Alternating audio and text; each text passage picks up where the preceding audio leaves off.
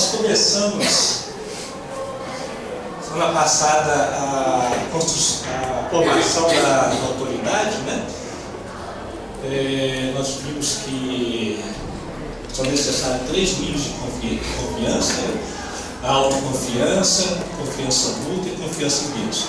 E nós estamos abordando aqui a questão da confiança mútua entre nós pais e os filhos, não é mesmo? E que essa confiança vai sendo construída à medida que nós vamos nos tornando cada vez mais coerentes com aquilo que nós pensamos, sentimos e agimos. Então, é um processo que vai sendo, né, pautado desde pequenininho. E aí nós vimos, vamos passar rapidamente, né, que tem alguns aspectos que ameaçam a formação dessa autoridade, né? A incoerência, as promessas, as ameaças, as indiferenças, o não ouvir e o incentivar o comportamento. E essa percepção de autoridade, ela vai sendo ampliada nos estudos de vida que estão crescendo. Quando chega a adolescência, é o ápice, em que o jovem pega mesmo as nossas incoerências, questões, sofre, conforme a natureza de cada um. Essa semana mesmo, a menininha, nem adolescente ainda, 10 anos, ela conversando comigo, falando: minha mãe é justa, meus pais são justos. E eu pedi a ela um brinco, um brinquinho, não custava nada, ela falou que não tinha dinheiro. De repente ela chega lá, ela comprou para ela um negócio de R$500. Olha só, quer dizer, a não expressão sincera do significado daquilo dentro da dinâmica, a criança, no senso dessa, especificamente, no senso de justiça, detectou aquilo como uma injustiça danada. E ela está quebrando pau em casa, bate pau, bate, não sei o quê, e alguns pais não estão entendendo, mas ela está pegando todas as incoerências. Porque no caso dela, o talento dela, que nós comentamos já desde o início, nós estamos falando isso, a natureza dela é aquela capacidade de perceber, enxergar o certo e errado na ótica dela, que é justo ou não. E ela pega mesmo. E é mesmo. Quando você pega um brinquinho de R$10, você fala que não pode ter dinheiro e chega lá com um negócio de R$15.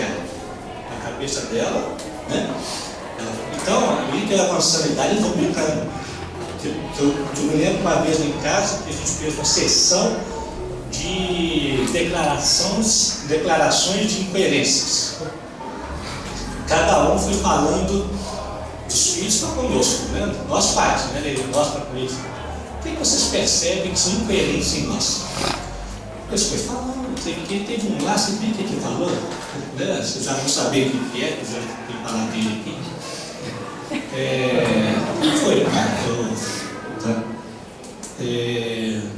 é a questão da empregada doméstica. Como assim? A gente paga tudo que tem direito, certinho. Ela já é aposentada, já recebe do INSS e não tem direito de ocupar o emprego de outro que está desempregado. Meu Deus do céu, eu vou ter que mandar ele embora. Olha o nível que ele pegou, achando que nós estávamos incoerentes com a lei, com a justiça. Ela já era empregada, por que ela estava empregada ganhando ao invés de dar lucro? Perceberam? A adolescência. Então a adolescência, ela pega essas incoerências e contesta. E vai contestar de diversas maneiras. Os filhos, não só do tete a tete, como mudando de roupa, enchendo tatuagem, cabelo não sei o quê, pertence à tribo tal, são maneiras de contestar aquilo que eles estão vendo incoerência dos pais. Imagina nós cristãos, espíritas, né? Aí que eles pegam mesmo.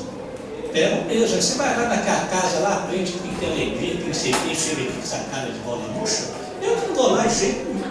É a partir daí que você vai ver que muitos meninos deixam de frequentar cada espírito, deixam de frequentar culto, que é difícil, porque não notam em nós essa coerência de estar recebendo aquele alimento divino ali e transformando isso em casa. E não significa santidade de forma alguma. Porque o olhar deles, interessante, que nós vamos ver aqui hoje, a linguagem de sentir, é um olhar que percebe como a gente lida com as coisas. Não é o ser santo, não. Tem brigas, entendimento, conflito, tem. Mas como a gente lida com aquilo, isso é coerente com a nossa fala, né? com a nossa proposta. Então, nós colocamos aqui para pensar a indulgência, né? Que é o principal, né? A reencarnação toda vai ser isso aqui, gente. A reencarnação toda nós vamos aprender misericórdia. Justiça sem misericórdia, ela pune, ela mata, né? Então, lá, vamos rever rapidinho.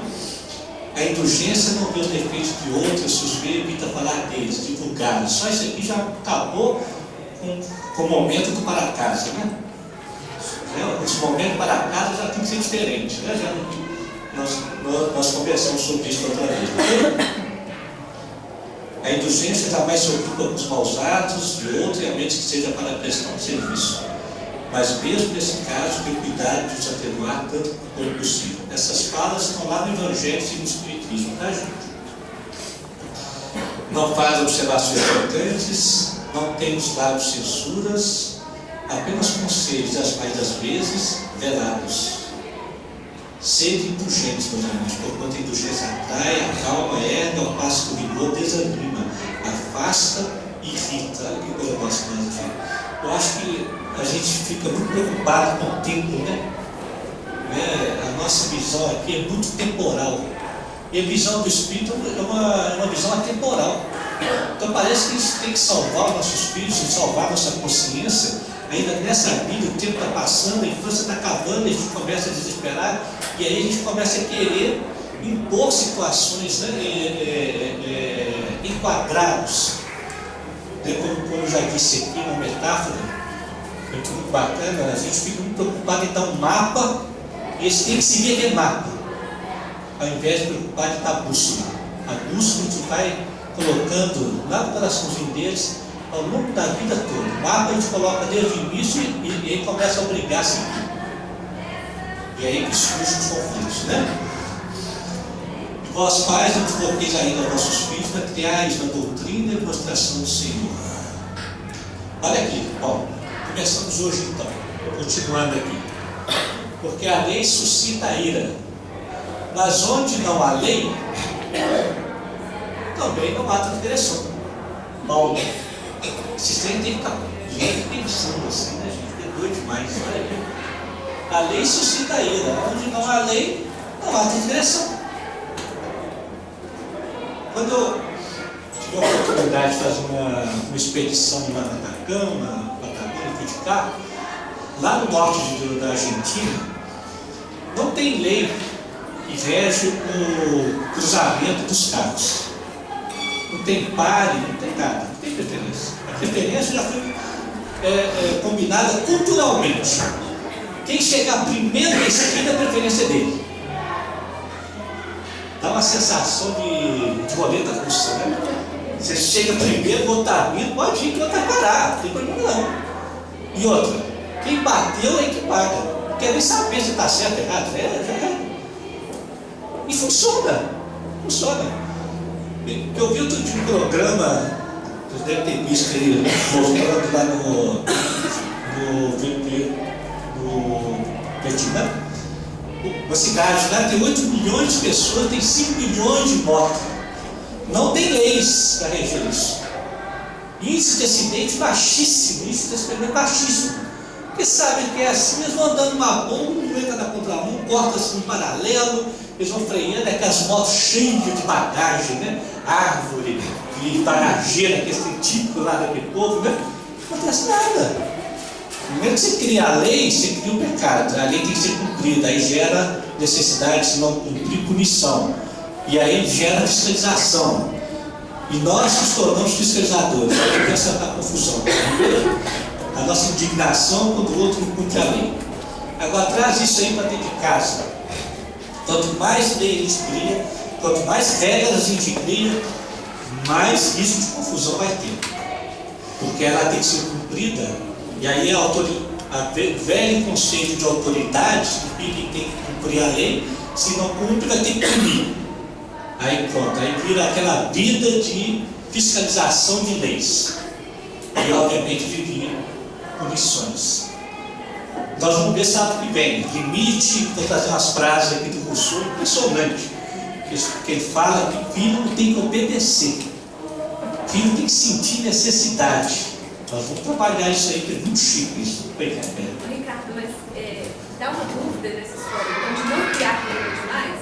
Mas, por exemplo, os psicólogos que falam pra gente que a gente tem que interditar o filho, a gente tem que pôr uma regra, se eles ficam perversos e tal. Então, por exemplo, a gente não tem que falar, olha, a hora sua de dormir é 9h30 da noite. Porque senão você acorda cedo e não vai acordar. A gente deve evitar essa regra?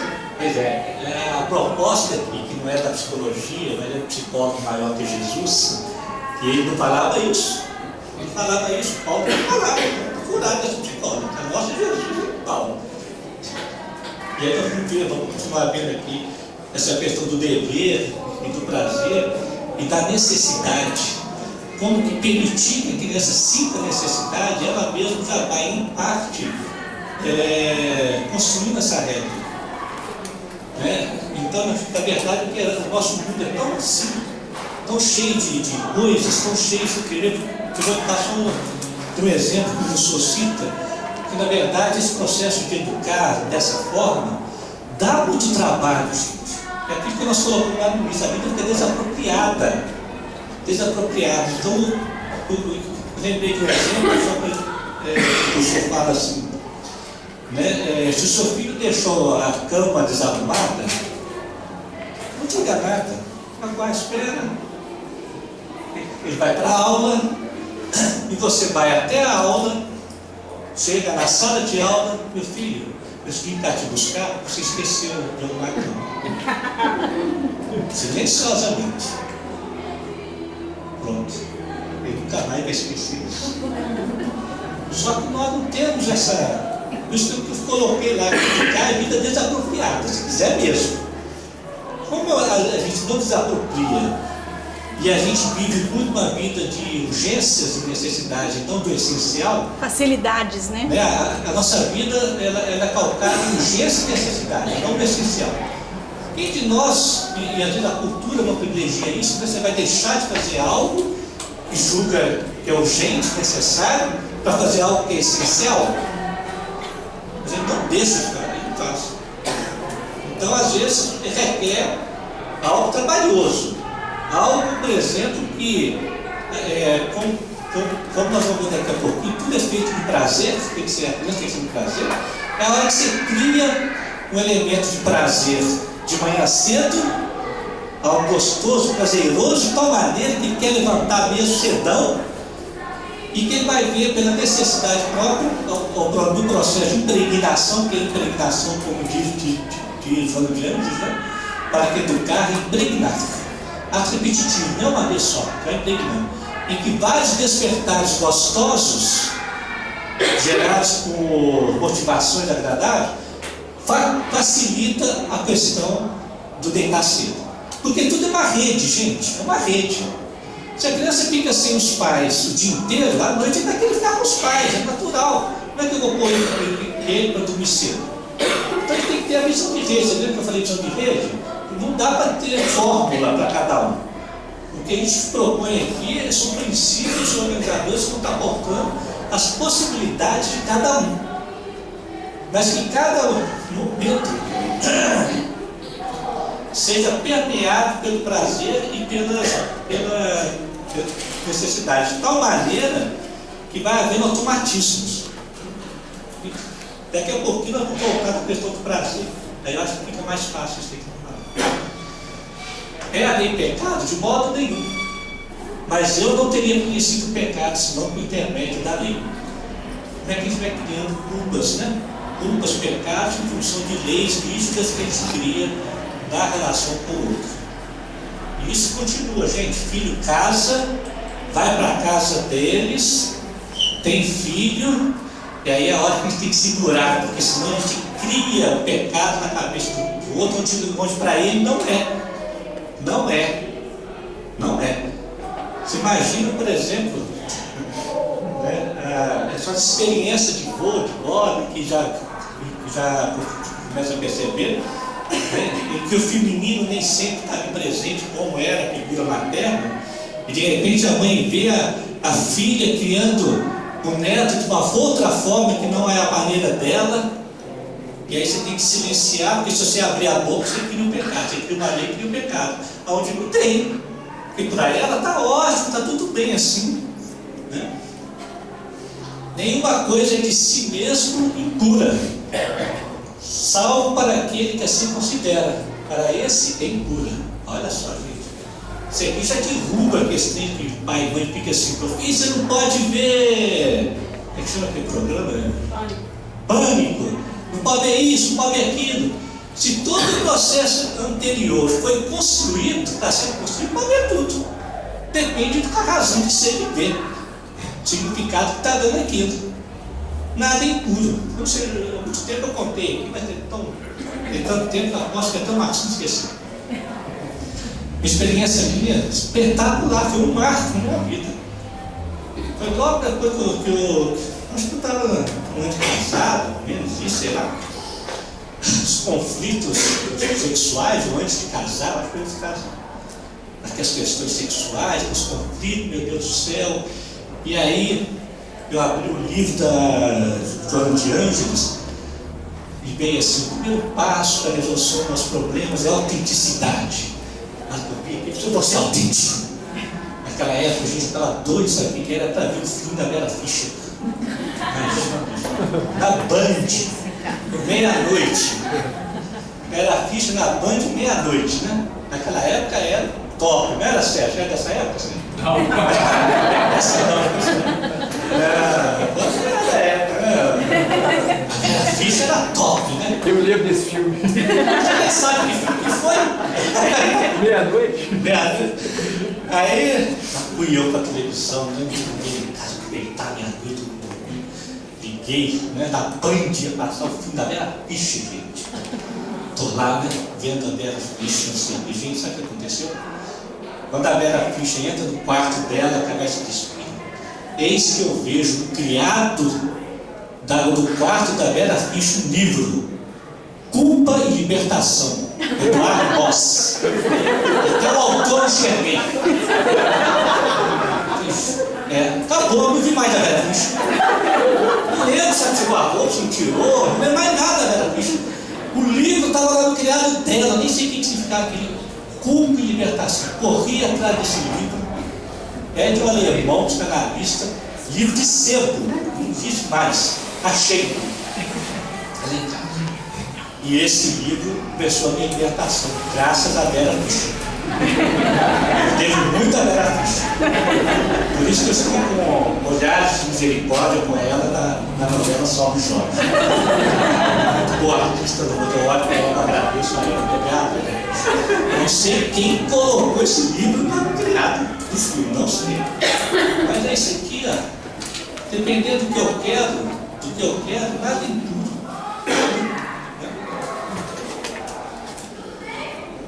Bom, pensar para o sentir.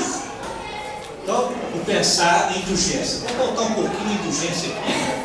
Só um pouquinho aqui. Que é importante, né? Porque a indulgência é sinônimo de misericórdia, gente. É o que nós vamos ter que ter a vida toda tentar. Porque só a justiça sem misericórdia não funciona. Ela é severa, ela pune. E a gente faz isso na relação com os filhos. Ainda mais quem tem mais filhos. Se não tiver misericórdia, se tiver só justiça, nós vamos provocar ciúme, vamos provocar um monte de conflito. Como que é isso? Quer ver? Vou contar a história para vocês aqui. Você imagina aqui, ó. Vou fazer um desenho aqui.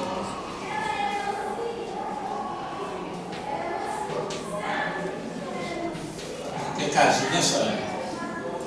Ó, tem três meninas aqui. Esse aqui é um muro, tá? Esse aqui é um muro e do outro lado um jogo de futebol aqui. Né, senhora? É. Cada um é do balcão. E eles estão querendo ver o jogo de futebol do outro lado. Aí o que eu faço?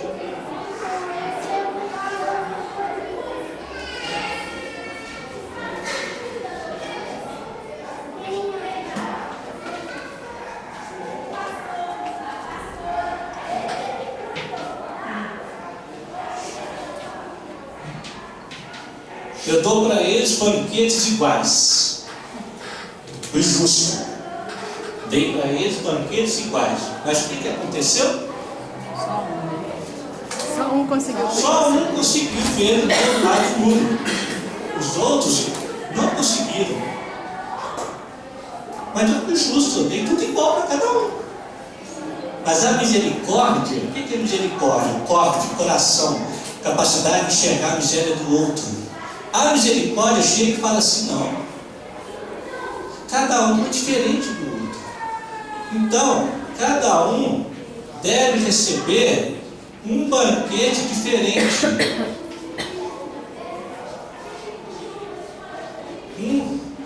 Um banquete diferente, conforme a necessidade de cada um. Percebeu? Aqui eu fui só justo. Dei igual. Mas a misericórdia dele fala que não precisa. Ou seja, como eles são diferentes, eu devo dar um banquete adequado à possibilidade de cada um. E vão ser banquetes diferentes, conforme a necessidade de cada um. Percebeu a misericórdia com Deus e justiça? O que a gente faz na prática? Tem um que está precisando de tênis. Aí saem os dois filhos comprar tênis. Aí você, querendo ser justo, compra algo que o outro também. Mas o outro não tem necessidade de justo. De tênis. Você pode até estar sendo justo, mas não está sendo misericordioso. O que acontece com isso com o tempo? Como não era necessário para o outro, vai criando necessidades falsas, crises de ciúmes e outros conflitos mais. Não era necessário. É só você que precisa de tênis hoje. Quando você precisar do tênis, eu vou comprar só para você, não precisa do outro. Mas se o outro for temperamento chorando, ele ganha com choro. Às vezes no meio do tênis vai ganhar uma meia, ganha outra coisa. E o outro que ganhou ainda fica também chateado. Porque daí eu precisava, por que ele diz? Percebeu como é que ele... Quando a gente é só justo, não basta. Tem que ser misericordioso, tem que dar adequadamente, conforme a necessidade de cada um. Por isso que o Rousseau fala que a criança não tem que pedir, ela tem que sentir o que é necessário. O necessário vai ser dado naturalmente pelos pais. Então não precisa de pedir. Percebeu? Ô, Ricardo, eu pensei muito com o Eustáquio sobre isso, que isso mexeu comigo, engraçado, né? Daquele dia. E quando você falou, né, da questão de ser justo, aí eu Eustáquio, a gente tentando mostrar, né, no dia a dia o que é ser justo.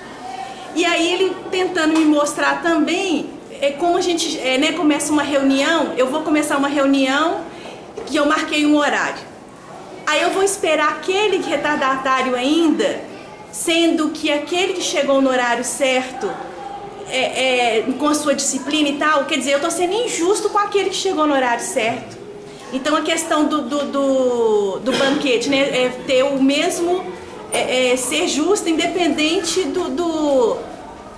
eu marquei um horário que cumpra aquilo, porque senão aquele que já tem uma experiência de vida melhor vai ficar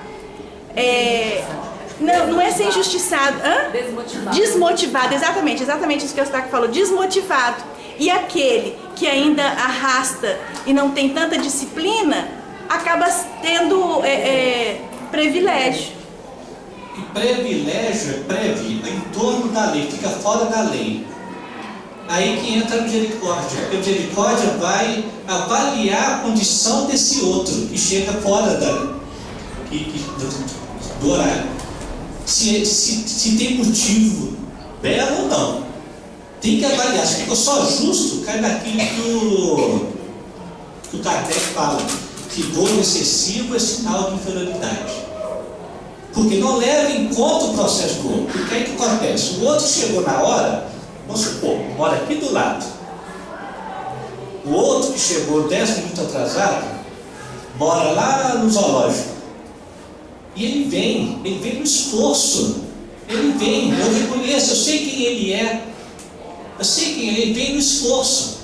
E o trânsito, aquele coisa, ele chega, não é possível chegar antes. Tem mais mérito que vem do zoológico que enfrentou um esforço, 1h30 para chegar aqui, do que o que mora aqui do lado, que chega na hora e fica se gabando. Percebeu? Se não houver misericórdia, gente, a gente detona. Quem é que faz direito aqui? Quem faz direito sabe muito bem desse negócio, né? Tem o conceito de isonomia. Isso, é isso tem que puxar esse igual, conceito. iguais e desiguais. Ou seja, o conceito de igual e de desigual é que a lei ela fica atenta para a média. É isso? Para o mediano. Porque se ficar atento para o extremo, aquele que é só justo, vai todo para a cadeia. Vai todo mundo ser condenado. Se todo mundo for por mim, eu sou justo sem misericórdia, vai tudo para a cadeia. Então, é isso, a lei adequada. Né? E se você pensar bem, Jesus veio para quem? Veio para quem? Foi para os necessitados, para esse que chega atrasado. E veio para os que chegam atrasados. Não veio porque já. Esse que chegou na hora e está reclamando é o irmão do filho pródigo. Você já conquistou a capacidade disso. O que você está chorando? Você quer que eu faça festa para você? Nós temos que fazer festa para o outro que ainda não consegue. E ainda assim pensa e não consegue por que motivo? Gente, eu falar isso hoje aqui, são 30 anos, viu, gente? Eu trancava a minha reunião no 8h01. 8h01 acabou. Vai embora. Depois que eu li Kardec, ficou excessivo. Misericórdia, no momento de hoje, não sei o que, pode chegar 15 minutos atrasado na reunião mediúnica. 15 minutos, 15 minutos pode. Eu assustei com a sua reunião um dia. Porque eu também sou muito assim. E quando eu vi o rapaz chegando, já tinha começado a reunião mediúnica, eu assustei. Aí ela acabou com a reunião toda. A atmosfera dela mudou, então a justiça dela não serviu para nada. Ao invés de olhar para você tentou, né? Mas graças a Deus ele chegou a tempo, bendito seja a misericórdia. Vai ser hora, está acabando a reunião, pronto, a atmosfera lá dos outros aí, desfrutar, meu Deus do céu, vamos trabalhar muito outra vez lá, olha só que chique. Né? E assim é com os filhos, porque sempre tem um filho que é lento, que é devagar, que é isso, que é aquilo. Se tiver misericórdia com ele, a justiça mata ele. Nós matamos ele no pau. Né? Alguém levantou a mão lá atrás? Não, eu ia falar que o importante é às vezes quem mora do lado chega 10 minutos atrasado, quem vem do zoológico chega na hora, né? É mais comum isso, né? Eu vejo, um bom exemplo que a gente tira. Lá na prática de consultório, é taxado, bem apareceu lá na Chapada do Norte, lá no norte de Minas, chega na hora. Que mora do lado do Gutierrez ali, não pude o trânsito. Aí, ó, o justiceiro aqui. O bulldog aqui gosta, né? Tá aqui do lado por conta de trânsito, faz favor, né? Ok, gente? Então a indulgência é o principal, vamos lá, né? Bom, pensar em indulgência. Se eu estou com indulgência, com misericórdia, com aquilo que nós falamos, o sentir agora, uma virtude que vai colorir o sentir, é o perdão contínuo. Mas olha que Chico, o que ele fala de perdão? Ele, justo por excelência, responde a Pedro: perdoarás ilimitadamente, perdoarás cada ofensa, tantas vezes quanto ela for feita, ensinarás a teu irmão esse esquecimento de si mesmo, que torna cada criatura invulnerável ao ataque, aos maus procedimentos e às injúrias. Serás brando e humilde de coração, sem medir tua mansuetude. Farás, enfim, que desejas que o Pai seja. Ou seja, com certeza, nosso pai perdoou um filho 500 mil vezes, né? Porque toda hora tem motivo para. Se a gente não perdoasse, a vida ia ser impossível. Então, acho que nós pais já praticamos isso. Mas o legal é praticar isso com mais consciência. Em que aqueles coisinhas pequenas em que pegam a gente. Gente, o que mata as relações são coisas miúdas, não é coisa grande.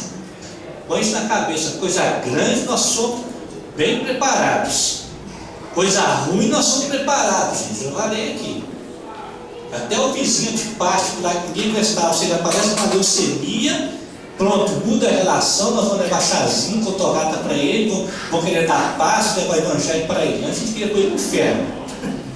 A coisa miúda que pega, é miúda. Quem da área do direito sabe que As causas de separações de casal é coisa miúda, coisa grande não. É aquela chatice ali, ó. Ela chegou e lavou o sapato na sala. Todo dia vai ver Jornal Nacional. Olha o jeito que cortou o queijo. Olha a louça, não lavou, quem pensa que sou eu, que é eu. É assim. É assim, é isso que mata. O que vai matando a relação do menino, nosso pai do menino, é o miúdo, cadê a toalha? Todo dia joga no chão. Esqueceu isso, ó, não sei o que, sujou isso. É miúdo que pega. Se não houvesse perdão, né, acaba a relação. Mas eu quero chamar a atenção para isso aqui, ó. Esquecer de si mesmo, esquecimento de si mesmo, abnegação é negar a si mesmo. Não é negar o que eu sou, não. É o exagero de importância que eu dou ao que eu sou. É aquilo que João Dias fala. Reconhecer a sua importância sem exagerar na sua importância. Né? Ou seja, uma negação de si mesmo no sentido da imposição do que eu sou no outro, que é o que gera a necessidade de perdão. Quer ver? Vamos ver mais aqui que eu estou vendo. Perdoar os inimigos, olha só. É pedir perdão para si próprio. Olha que doido. Vamos entender isso. Perdoar os amigos é dar-lhes uma prova de amizade. Perdoar as ofensas é mostrar-se melhor do que é. Óbvio que o tema perdoar a gente pode estender aqui a um monte, mas nós estamos focando aqui na questão familiar. Perdoar os inimigos é pedir perdão para si próprio. Perdão para si próprio. Por quê? Porque houve um equívoco na maneira como eu olhei a coisa. A maneira do meu olhar foi equivocada. Por isso que eu tenho que pedir perdão a mim mesmo. Como que é isso? Se eu tenho um filho que eu já sei que ele é daquele jeito e peço ele para fazer algo que eu já sei que não é da natureza dele e ele faz e me dá certo, faz errado, eu tenho que pedir perdão para mim mesmo. Porque eu olhei a coisa de uma ótica, de uma forma que não era legal. Eu tenho que olhar, ou seja, como eu olho a coisa, né, a maneira como eu estou compreendendo aquele fenômeno é que determina em mim um sentimento e uma ação. Se eu olho de uma forma que determina em mim um sentimento equivocado, uma ação equivocada, o problema é meu. Ainda que o gesto do outro tenha sido horrível, antiético, qualquer coisa. Mas como eu vou olhar, Francisco de Assis conta um casinho muito legalzinho que ele fala assim, né, como os frades lá, os frades amigos dele, né? Ele fala assim, olha, você imagina que nós estamos chegando lá no nosso convento, de noite, a neve caindo, mas aí o porteiro, que é antigo nosso, não reconhece a gente, não reconhece, e enxota a gente, não deixa entrar, e ainda corre atrás da gente com pau. O problema é do porteiro? Não, o problema é nosso mesmo. Ele fez o que é certo. Então a gente deve aceitar isso e rindo e gargalhando, que era a característica de Francisco, né? Ele levava tudo na alegria ao marcha, até as desgraças. Ele ria. Mas Francisco, como nós vamos rir disso? Uai, e quem disse que nós não somos bandidos mesmo? Nós somos bandidos mesmo, nós somos porcaria mesmo, nós somos gente pequena mesmo. Merecemos de vez em quando umas pauladas. E dá graças a Deus que isso é bom, que forma o nosso caráter, isso é pequenininho. Para que diante da nossa pequenez, o grande se manifeste. Né? Falava assim lá para os pratos. Olha só que loucura, né, gente? Isso aí, a gente está com muita gente que está até. Né? Nossa, mas é chique demais, porque eu percebo que tem um momento das relações, principalmente relação conjugal, depois nós vamos prometer trazer uns assuntos aqui, que ou você sai fora da relação ou você santifica.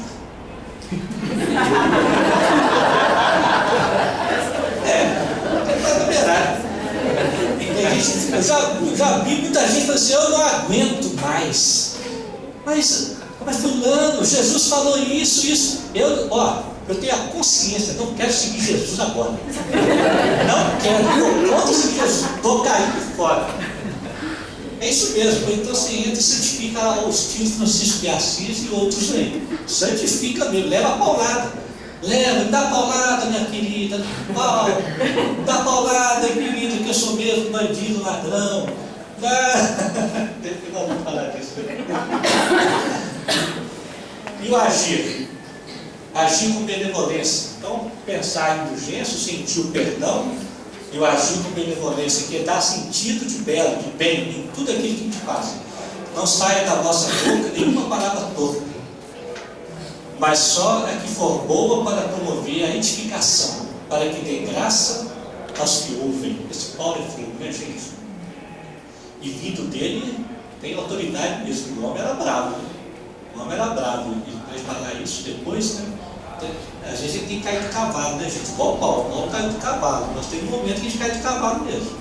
Cai de cavalo para receber o Cristo. É necessário ficar sério para enxergar. É necessário cair de cavalo. Então, às vezes, nós temos momentos na nossa vida que a gente cai de cavalo mesmo. Das decepções mesmo, um ponto, né? Um encontro decepcionante. Estranho, né? Um paradoxo. Ok, gente? Então, dá sentido do bem de tudo aquilo que faz. Quando a gente pede algo, vai promover algo junto ao filho, tem que ter um sentido de bem. Uma ótica de bem, não é só a coisa em si. Ah, quem vai lavar a louça? Não é só para me livrar da coisa, não. Tem que ter um sentido. Se não tiver, nós vamos cair na questão do pecado, da lei, deixando de ser autoridade para sermos autoritários. Tem que ter um sentido. Se não tiver, cale. É preferível calar. Ok? Fazer o bem não consiste para o homem apenas em ser caridoso, mas em ser útil na medida do possível, todas as vezes que o seu concurso venha a ser necessário. Ser útil. Emmanuel fala, mais importante do que concordar é cooperar. Olha só o tipo, gente. Mais importante do que concordar é cooperar. Pensou? Tá? Isso nas várias dimensões, né? A coisa que mais faz proliferar a casa espírita são as discordâncias. A pessoa não concorda e sai. Aí não está casa espírita, por isso para isso serve. Gente, não é fácil não, né? Se eu cooperar naquilo que você não concorda, já pensou o que é isso?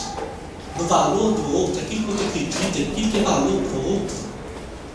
Não é fácil não. Meu ativista político está pegando meu carro emprestado, a minha picape, para ir para o ativismo político dele, cheio de picape, daquelas coisas da campanha, não sei o que. Você vai com Deus, meu filho, não, eu vou cooperar, não é importante que eu vou coronar.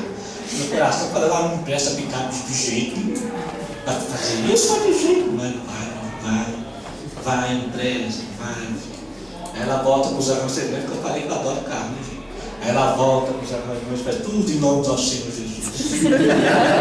Olha assim, em nome do nosso Senhor Jesus, é assim que ele segue Jesus. Ele segue Jesus, é assim, é lá. Aí ela volta para os negocinhos e vem toda assim, pai, é porque, eu já sei, meu filho, não tem importância não, o importante é você seguir o Jesus.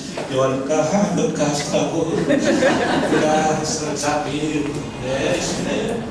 Isso é que eu sabia com os filhos do Paulo, né? Tudo posso possuir.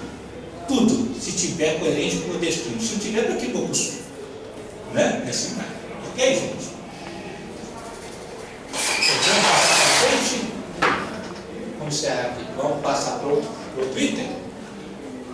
Só essa indulgência já dá, né, gente? Ah, gente, eu esqueci. Eu trouxe um papel, um lápis aqui, que eu queria ver com vocês o seguinte. À medida que a gente fosse falando,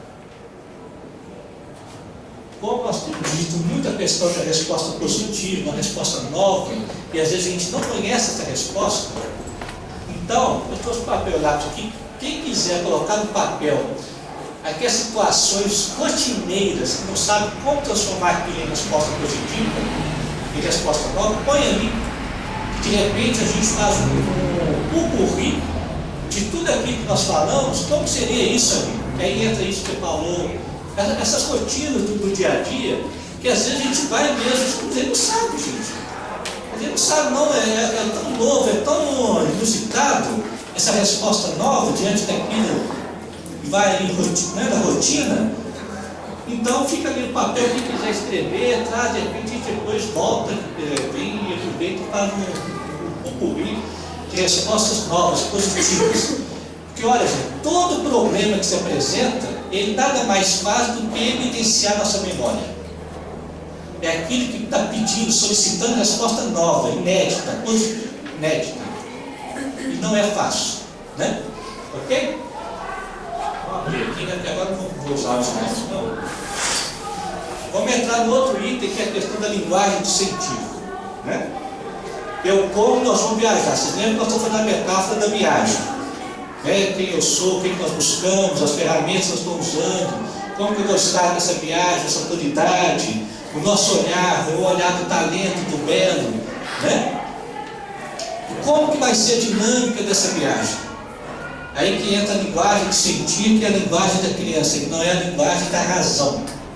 Não é a linguagem da razão. Né? Em cada época do desenvolvimento da infância, é o sentir que vai marcando, é a emoção que nos marca. Nós temos 5 sentidos. E nosso cérebro ele vai arquivando quando há comoção. Por isso que eu disse lá no início, comover. Quando há emoção, quando há sentimento, que associa os 5 sentidos. Então tem que haver essa comoção. Para vocês terem ideia, o processo de recuperação do Santos Dumont, não sei se vocês sabem, né, mas o Santos Dumont, processo muito difícil de desencarne dele, suicídio, ele entrou no processo de homoidização e a terapêutica dele, para que ele fosse recuperando a forma, foi através de recursos que faziam resgatar certas emoções vividas por ele, alegres, agradáveis, gostosas.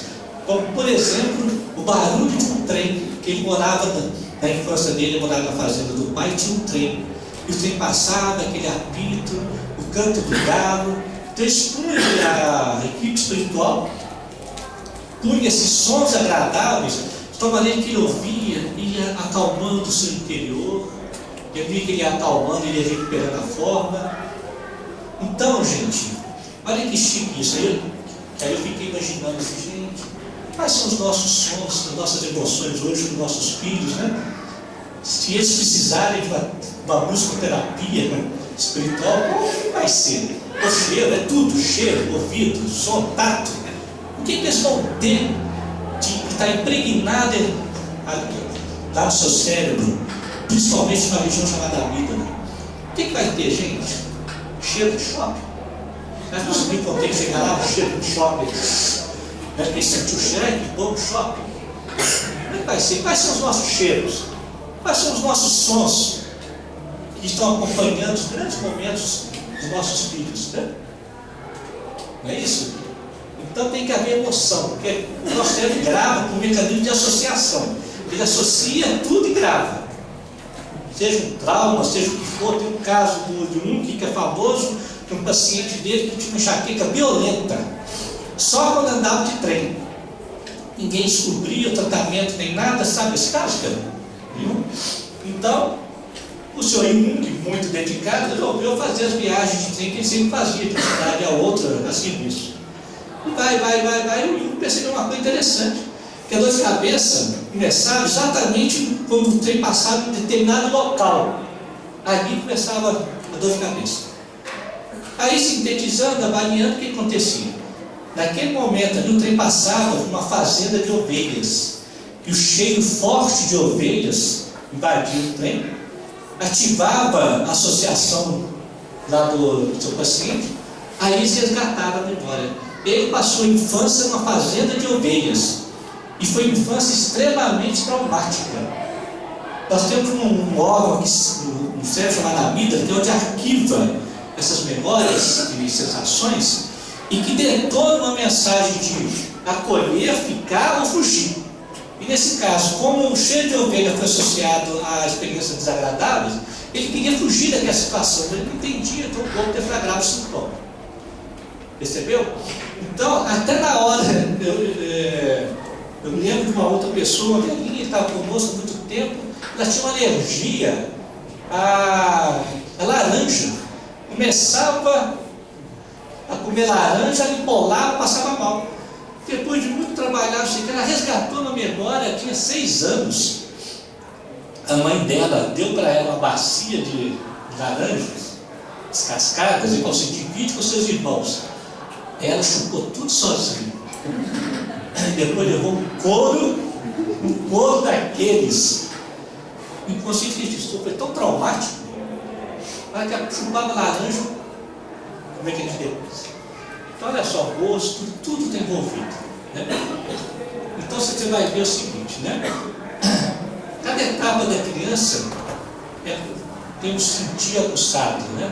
A criança sente muito inicialmente pela boca, tudo que é pôr na boca. Pode pôr na boca, tem meio bactéria, não vai pôr na boca, melhor fica.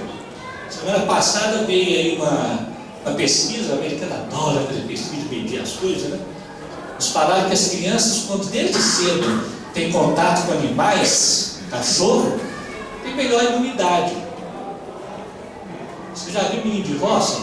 Não é menino de miséria não, viu gente? Menino de roça.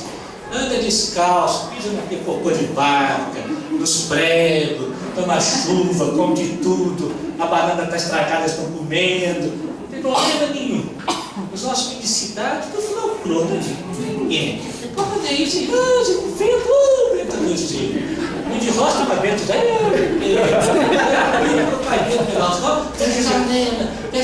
vamos falar isso, viu, gente? Vamos rasgar o verbo aqui na aula da medicina espírita, né? Isso é medicina espírita, né? Aí isso fica assim. Então, é questão de sentir, pôr na boca, né? Bode de sapato, vai engatinhando bode de sapato, morde o pé da cama, aí depois o dedinho que sente, né? Aquele dedinho safado, gente, que vai enfiando. Não esqueço até hoje que eu estou lá cochilando, chegava assim, no olho, já está acordado. Ai, que dedinho danado, esse dedo no olho, está acordado. E dedinho vai assim, vai sentindo, deixa, vai sentindo. Ah, tenha medo, nada vai fazer isso, sabe? Observa o que é de fato perigoso, o que não é. Pelo amor de Deus, não entra nessa onda aí, tá a Band, né? Acho que a Band fazendo uma sequência de programações sobre os perigos da casa, né, criança? Pelo amor de Deus, se entrar naquela onda, vocês vão chamar os meninos. Gente, cada menino tem 10 no da guarda. Eles estão olhando. E haja visto que a estatística mostra que a maioria dos acidentes ocorre na presença da mãe, não é do pai, é da mãe, não é da ausência, é da presença da mãe. É isso mesmo, porque quanto mais a gente protege a criança, mais eles ficam seguros, eles não sabem se virar, eles ficam bobão. E aí cai no buraco, cai no outro, fio de não sei o que, óbvio, tem que ter aquelas cautelas naturais, que aí a programação está ensinando, mas não transformar isso em neura, em ausência de vida, né? Então a criança vai crescendo, cada época tem o seu sentir, as suas emoções, e aí que entra a questão do prazer, gente. Eu disse para vocês um tempo atrás, um amigo espiritual trouxe uma mensagem indígena para nós, falando sobre dever e prazer. Não é possível executar o dever se não houver prazer, concluindo. O prazer é que colore, que dá uma nova ordem ao dever. Aí que entra aquilo, né? Em cada momentozinho, é como se a gente tem que associar o sentido, a emoção, a comoção, a coisas que geralmente a gente coloca como dever, como tem que. Né? A questão do tem que isso, tem que aquilo, e não coloca ali uma razão de prazer. Quando coloca prazer, fica leve, é gostoso, há uma outra motivação. Né? Em cada momentozinho, na hora que levanta, se a gente levantar com o nosso, você vê como que filho educa a gente, né? Não é fácil levantar, né, gente? Ainda mais segunda-feira, né? Não devia existir segunda, tinha que existir só terça. Né? Segunda-feira é terrível. Se a gente levanta segunda-feira com aquela cara, com aquele negócio, vamos lá, isso que os filhos estão vendo. Você tem que fazer, aí a gente se educa para eles, né? Então você põe uma música, aquele momento gostoso, aquele lúdico, e aquilo que é desagradável, porque são obrigações, vão se atenuando. E principalmente criar esses momentos em finais de semana com coisas boas, coisas agradáveis. A criança tem que ser igual à natureza, gente. Eu, por mim, acho que toda escola tem que ser de manhã. Teria que ser para acordar cedo, aquela coisa de ritmo de galinha, né? De passarinho, né? A galinha começou a cantar, o passarinho começou a cantar. Vão levantando. E além do que a tarde é muito maior, em meio da noite sobra mais tempo para fazer as coisas que estejam. Né? Pois bem, então esse sentir, ele vai. O Eros, né? A energia do amor, em cada época da vida, vai acompanhando e vai determinando certos fenômenos. Então é a fase oral, a fase do tato, a fase fálica, genital, que é a expressão de prazer, atlético, não vamos entrar nisso, mas é o eros permeando, é o amor permeando, buscando esse contínuo prazer. Então vai chegando 8, 9 anos, né, que essa energia erótica do amor, ela se volta mais para o social. É a época que a criança está desenvolvendo autoconfiança, autonomia. As menininhas ficam mais histéricas mesmo, bate porta para lá, xinga para lá, não sei o quê. É assim mesmo, é do momento. Não é, a gente tem que perceber que muitas coisas não é da personalidade da pessoa, é do momento. E vai chegando a adolescência. A adolescência precisa de adrenalina, precisa de mais emoção ainda. Aquele ato contínuo, né? Vamos colocar assim, o adolescente dá conta do tédio, ainda que muita gente vive no tédio. Então demanda mais de nós criar emoções contínuas. Quando eu falei para 8, 9, 10 anos, que eu já disse aqui de outra vez, né, em que nós pais nos tornamos criadores de momentos agradáveis, adequados a eles. Então, é a noite do terror, é a noite da boneca, é isso aqui, vamos mexer tudo na cozinha, tudo com emoção, com a música, com isso, para que os sentidos sejam todos ativados, para que o momento seja realmente vivido intensamente, ainda que seja do cotidiano. Vai almoçar, o horário de almoço é a Santa Ceia, gente. É a nossa Santa Ceia do Senhor.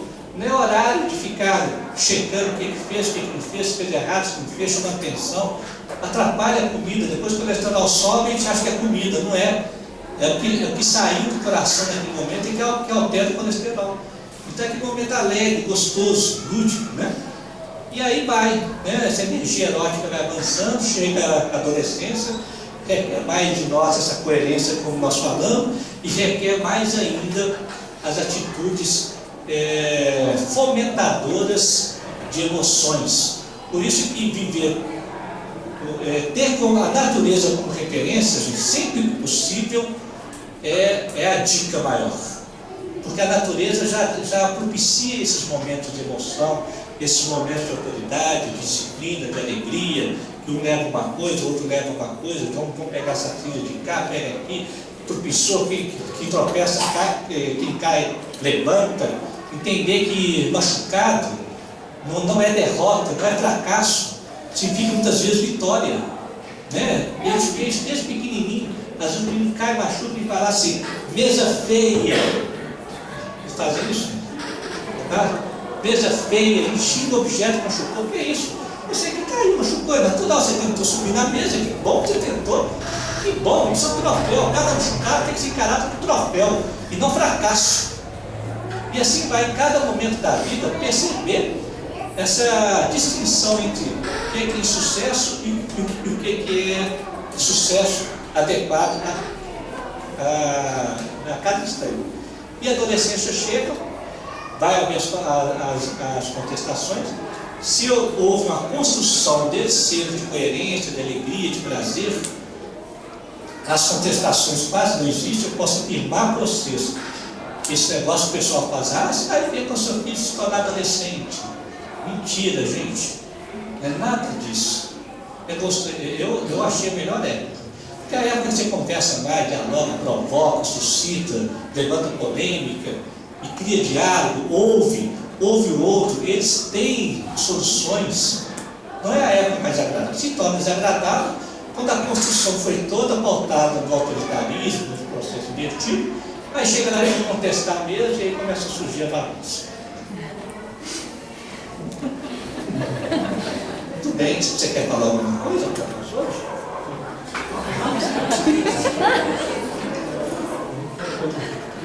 Pode falar. Soltou. Fala mais alguma coisa. Sou tudo Silva. Já tem vendo talento aqui, gente? Precisa dizer alguma coisa a mais? Hein? O que mais talento? Qual talento? Fala que nós já estamos encerrando aqui. Fala uma coisa linda desse povo aí, fala. Eu gosto de batata.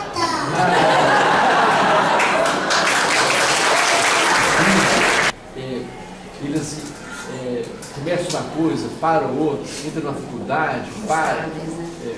Eles estão muito instáveis, né? Isso torna adultos. Eu vou te responder uma resposta de uma socióloga lá da PUC. Gostei demais dela. Ela falou assim: na verdade, o adulto é que está no processo de infantilização. Uma infantilização alongada, né? Uma dificuldade de um amadurecimento. Né? Porque, na verdade, você observa hoje os adultos como é que são, né? Eles casam, custa cair a ficha que casou, né? Continua querendo jogar o futebol de antes, o videogame, Playstation, não quer fazer as compras, não quer dividir, né? Então tem vários aspectos aí. E na hipótese dela, que eu achei interessante, existe uma infantilização do adulto. Isso é uma coisa. Outra coisa, não há bandeiras por que lutar. Outra coisa, que aí é boa, essa turma tem menos ambição. E isso é bacana. No primeiro momento soa como algo estranho, ruim, mas é bom. Eles são pouco ambiciosos. Eles têm coragem de largar um emprego que ganha muito com outro menor para ter qualidade de vida. Então, na verdade, isso que nós estamos vendo hoje é uma transição em que tem aspectos bons e outros que parecem ruins, mas que estão antecedendo a fase boa, que é uma geração mais leve. Se não existe bandeiras por que lutar, também não existe motivo para meter a faca um do outro. Para que fundamentalismos que geravam as lutas de bandeira antes? Percebeu? Então nós estamos vivendo uma transição e surge uma geração expectante como essa, que brinca mais, que zoa mais, que necessita menos, que anseia menos, mas que também convive mais em clima de autoridade, que acolhe todo mundo, Você vê lá na divisa da Palestina com Israel, em vez do povo ficar esperando que os bacanas lá em cima resolvam o conflito, essa turma, o que eles estão fazendo? Estão fazendo reuniões entre judeus e palestinos, numa prova de amizade, de solidariedade, estão doando sangue, judeus doando sangue para os palestinos, e palestinos doando sangue para judeus. Percebeu? Você vê uma cena como aquela do jogo do Bayern, do Barcelona, com quem foi o Bayern? Todo mundo cantando hino, né? Tudo certinho, sei o quê. Muito brasileiro lá, o Daniel Alves. O que ele estava fazendo? Falei, cafuné na cabeça do menino que estava na frente dele. Típico da geração nova, do brasileiro, né? Todo mundo lá, não sei o que, eu vi um cafuné na bandeira. Então é uma transição. Você tem aspectos que são estranhos, mas que está na antessala de algo bom, esse futuro planeta nosso que